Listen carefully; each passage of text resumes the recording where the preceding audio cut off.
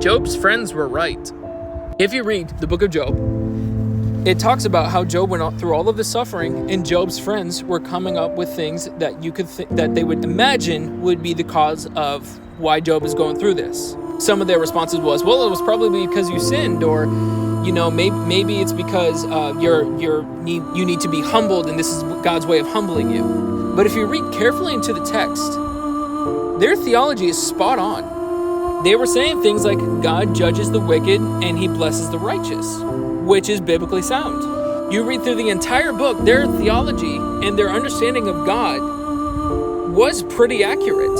And yet, God still had a problem with them because they were more concerned with being right than being Christ-like. They have completely misdiagnosed the situation of what Job was actually going through.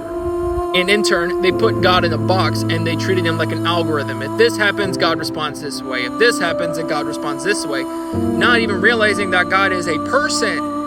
What if we don't need to be right all the time? What if we don't have to give the theologically correct answers all the time, and we just heard people out and we were there when they were going through something? Sometimes people don't need somebody to give them advice or even to pray for them in this instance. Sometimes they just need somebody to be an ear instead of a mouth and just hear them out and be there for them while they're struggling.